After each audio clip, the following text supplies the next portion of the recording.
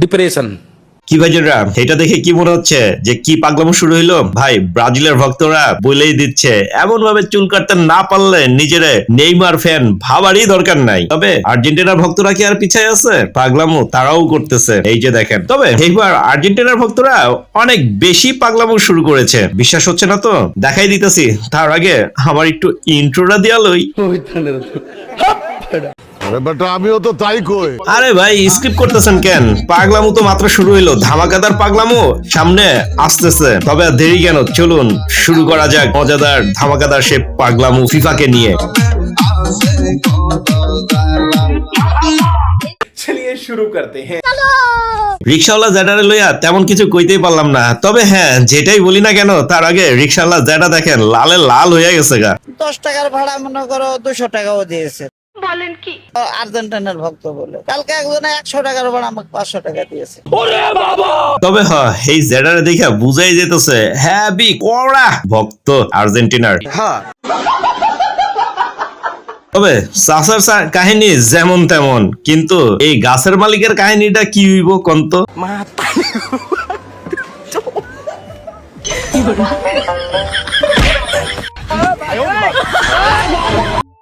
তবে তাই বলে যে ব্রাজিল আবার পিছায় আছে বিষয়টা তা না।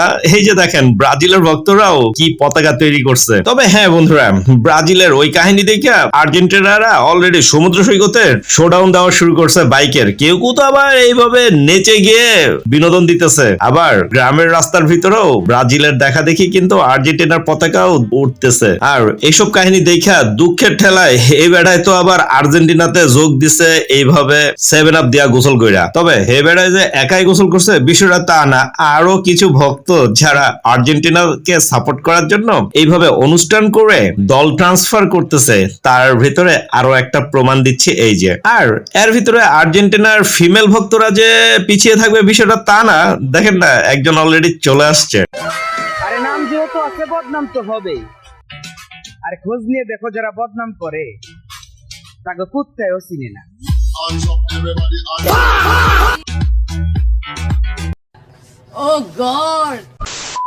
তবে এখানে আমার একটা কোশ্চিন ভাই, সারা বিশ্বে কি এই দুইটা দল ছাড়া কি আর দল নাই?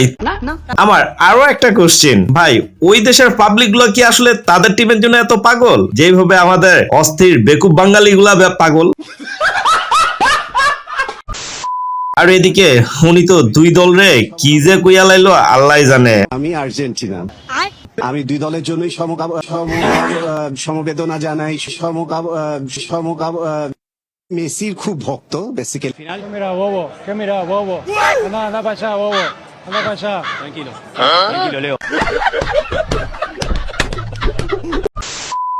আর আর্জেন্টিনার ভক্তরা এবার একটু বেশি করে ফেলতেছে কিনা সেটা তো আমি বুঝতেই পারতেছি না, কারণ এই জায়গাতে এই ডক্টর তো আবার হ্যাভি ভাবে ডিসকাউন্ট দিয়ে দিচ্ছে। বিশ্বাস হচ্ছে না তো? খালি জার্সি পরে ওনার চেম্বারে যাবেন, তার ফি 50% ডিসকাউন্ট। আর্জেন্টিনা দলের এই অন্ধভক্ত এবার পুরো বিশ্বকাপ জুড়ে সমর্থকদের জন্য এনেছেন অভিনব উপহার। আর্জেন্টিনার জার্সি পরে তার চেম্বারে আসলে মিলবে ভিজিট ফিতে 50% ছাড়।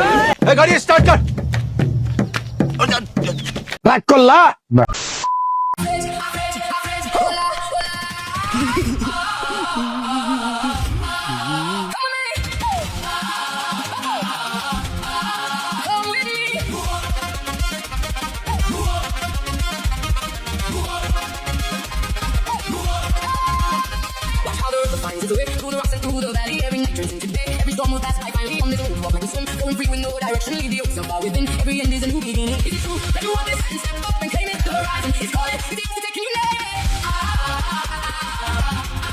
Is it music? Can you name it? তবে ভাই, এগুলো দেখার পরে দিন শেষে আমারও মনটা চাইছে ঠিক এই ভাইয়ের মতো এরকম একটা লুঙ্গি ফুইরা রাস্তাঘাটে ঘুরে বেড়ামো। আমার এই বুদ্ধির লগে আপনারা যারা যারা একমত তারা একটু কষ্ট করে সাবস্ক্রাইব করে যান।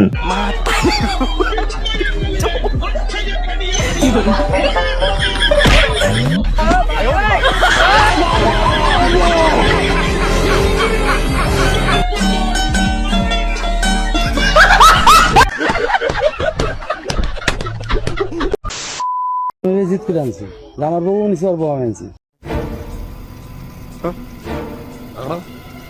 ওই আমাকে পাড়ায় থেকে এক সারাই বউ নিয়ে গেছে গা একজনের, তার সেই সারাই আবার তার বউ আনছে। ভাই ঘটনার আসল কাহিনী কিছুই বুঝলাম না, তবে একটু বুঝতে পারলাম এক বেটা জিতছে আরেক বেটায় হারছে। তবে বাংলাদেশের বিরল একটা ঘটনা, সেটা হচ্ছে এক বেটার বউ আরেক বেটায় লয়ে গেছে দেখা এই বেটার বউরে আবার এই বেটায় লয়ে আইছে। আগের বউ হচ্ছে এই বউ অনেক ভালো, জিতছে 100% জিতছে, এখন আবার ওই সারাই আবার ঠকছে। বুঝলাম ভাই, ওখানে না হয় বউ পাল্টা পাল্টে হয়ে গেছে, তাই বলি কি তুই তোর জামাইয়ের এই জায়গাতে হাত দিয়ে রাখতে হইব যাতে জামাই ভাগ্যা না যায়? আরে বেডি মানুষ রে।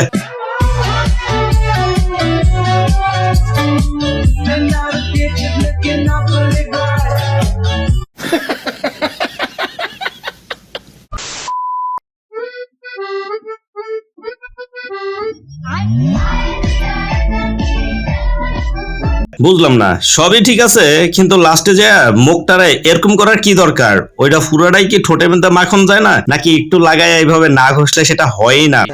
তবে যাই হোক, এগুলা দেখার পরে আমিও চিন্তা করছি যে কি করা যেতে পারে, পরে মাথার বুদ্ধিটা ঠিক এভাবেই কাজ করছে।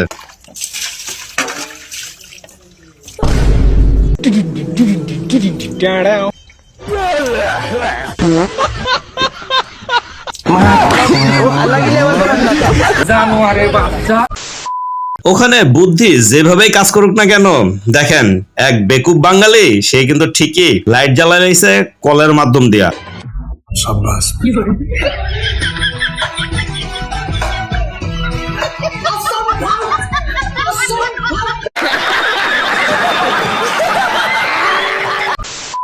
আর এই ভাই তো এখানে আরো বেশি অস্থির লেভেলে চলে গেছে গা। এটারে আলট্রা প্রোম্যাক্স কইলেও ভুল হয়ে যাবো, এটা স্কোয়ার অথবা কিউব বলা যেতে পারে। মোবাইল ম্যান, এবং কি আমি মানুষকে এভাবে বিনোদন দিয়ে বেড়াই।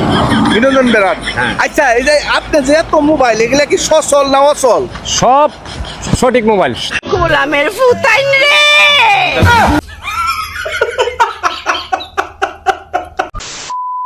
তোমাদের এগুলি কত করে একটা? শশা কত করে? শশা কত করে? হ্যাঁ, জীবনের প্রথম বাজারে ভেরিফাই করতে গেলে এরকমটাই হয়, লাউরে শশা কয়। কি আশ্চর্য কথা ভাই, কাপল ভাইদের কইতাছি, আপনারা আবার কেউ এইভাবে ট্যুরে গিয়া বউরে দিয়া পা ঘষাই লইেন না। তবে হ্যাঁ বন্ধুরা, অবিশ্বাস্য হলেও সত্য, চায়নারা অদৃশ্য হওয়ার প্রযুক্তি বের করে ফেলছে। এই যে দেখেন,